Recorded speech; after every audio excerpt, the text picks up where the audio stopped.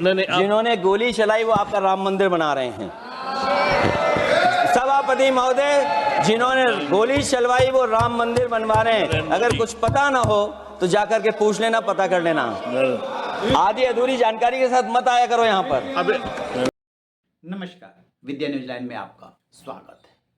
मोहम्मद नजमी कैरानवी का मशहूर शेर है कि ये जब्र भी देखा है तारीख की नजरों ने, लम्हों ने खता की थी, सदियों ने सजा पाई। और वो तारीख है 30 अक्टूबर 1990 और 2 नवंबर 1990 है। जी हाँ, ये वही तारीख है जब राम भक्तों पर अयोध्या में गोली चली थी और मुख्यमंत्री थे मुलायम सिंह यादव। जब भी राम मंदिर का मुद्दा उठता है या इसके आसपास का जिक्र होता है तो ये बात आ ही जाती है कि मुलायम सिंह यादव ने राम भक्तों पर गोली चलवाई थी। और ये टर्निंग पॉइंट था यूपी की राजनीति के लिए और देश की राजनीति के लिए भी। कुछ ऐसा ही मुद्दा बातों ही बातों में उठ गया लोकसभा में। समाजवादी पार्टी के प्रमुख और लोकसभा सदस्य अखिलेश यादव बजट पर चर्चा में भाग ले रहे थे और बोल रहे थे जैसा कि विपक्ष का कोई भी नेता बोलता है, सरकार की नीतियों की आलोचना कर रहे थे। वीवी राम जी का जिक्र आया जो सरकार ने मनरेगा की जगह योजना लाई है। उस पर उन्होंने अरुण गोविल जो कि राम का किरदार निभा चुके हैं और काफ़ी लोकप्रिय भी है आम लोगों की नज़रों में, वो मेरठ से जीत करके आए हैं, उनको लेकर के उन्होंने तंज कसा कि हमारे राम जी को आप लोगों ने पीछे बिठा रखा है। फिर किसी सांसद ने कुछ टोका, कुछ बोला, उसी पर वो बिफर पड़े। और सुनिए उन्होंने क्या कहा। माननीय वित्त मंत्री जी के सदन के सामने स्थिति स्पष्ट करनी चाहिए कि मनरेगा एक महत्वपूर्ण योजना थी जिसमें गरीबों को ग्राम स्तर पर रोजगार मिलता था, राइट टू वर्क के अनुसार थी। इस योजना को समाप्त करते हुए आपने क्या नाम रखा है? बीबी राम जी। और हमारे राम जी कहाँ बैठे हैं? कहाँ है हमारे राम जी? पीछे बैठे, जिन्हें बचपन से हम देखते आए राम जी। ये हमारी खुशकिस्मती है कि राम जी सदन में बैठे हैं, लेकिन आप राम जी का अपमान कर रहे हैं। आपको उनको यहाँ नहीं बैठा सकते, आपको यहाँ बैठाना चाहिए नंबर 2 पर। अगर आप सच्चे मायने में सभापति महोदय बीपी राम जी, आप कृपया देखिए वित्त मंत्री राम जी को नहीं जानती हैं। अखिलेश जी हे भगवान, अखिलेश जी आप कृपया बजट पे आ जाइए। आप कृपया बजट पे आ जाइए अखिलेश जी। सभापति महोदय बजट पे आइए, बजट पे आइए।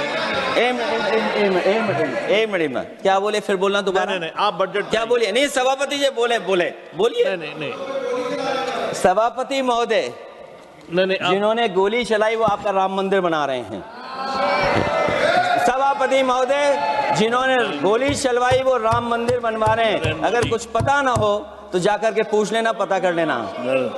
आधी अधूरी जानकारी के साथ मत आया करो यहाँ पर। अब आप बताइए सभापति महोदय, बीवी राम जी नाम बदल दिया आपने। उन्होंने कहा कि जिसने गोली चलवाई वो राम मंदिर बनवा रहा है, ठीक से पता कर लीजिए और यहाँ पे पता करके आया कीजिए, ऐसे मत बोला कीजिए। अब इसके बाद सर्च होने लगा अखिलेश यादव ने किसकी तरफ इशारा किया, तो वो इशारा है नृपेंद्र मिश्र की तरफ। अब ये नृपेंद्र मिश्र कौन है? कोई मामूली शख्सियत है नहीं। तो आपको बता दें कि देवरिया के कसली गांव के रहने वाले नृपेंद्र मिश्र 1967 बैच के आईएएस अधिकारी हैं और जिस समय गोली चली थी उस समय मुख्यमंत्री मुलायम सिंह यादव के वो प्रमुख सचिव हुआ करते थे। माना यह जाता है कि मुख्यमंत्री जो होता है वो 3-4 अफसर उसके बहुत खास होते हैं। एक प्रमुख सचिव मुख्यमंत्री का, एक चीफ सेक्रेटरी और डीजीपी, ये तो होते ही होते हैं। वैसे तो और भी लोग होते हैं, होम सेक्रेटरी वगैरह, लेकिन ये 3 प्रमुख होते हैं। नृपेंद्र मिश्र चूंकि मुख्यमंत्री के प्रमुख सचिव थे, गोली चली, मुलायम सिंह यादव पे यह आक्षेप लगा।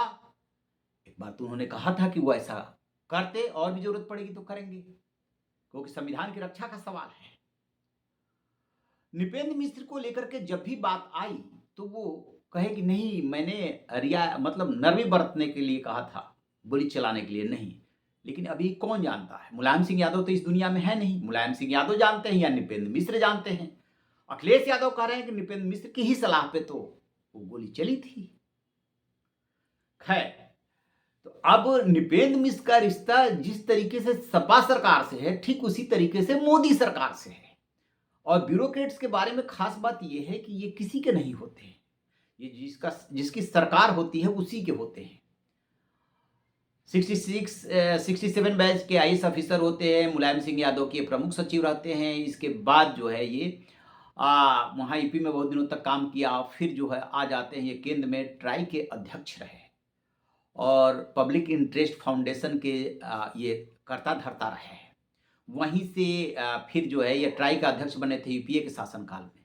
फिर फाउंडेशन में काम करते हुए किसी तरीके से संघ और बीजेपी के नज़दीक आ जाते हैं, हालांकि उनका जुड़ाव पहले से था। 2014 में जब नरेंद्र मोदी की सरकार बनी तो ये इकलौते ऐसे बड़े अफसर थे जिससे नरेंद्र मोदी का कोई निजी वास्ता नहीं था, क्योंकि वो गुजरात के मुख्यमंत्री हुआ करते थे। माना यह जाता है कि नरेंद्र मोदी के इर्द गिर्द जो काम करने वाले मेन अफसर्स हैं वो गुजरात से वो लेकर के आए हैं, जिनके साथ वो जो अफसर इनके साथ काम कर चुके हैं, जो दोनों पक्ष एक दूसरे को जानते हैं, समझते हैं, उस पर नरेंद्र मोदी भरोसा करते हैं, विश्वास करते हैं।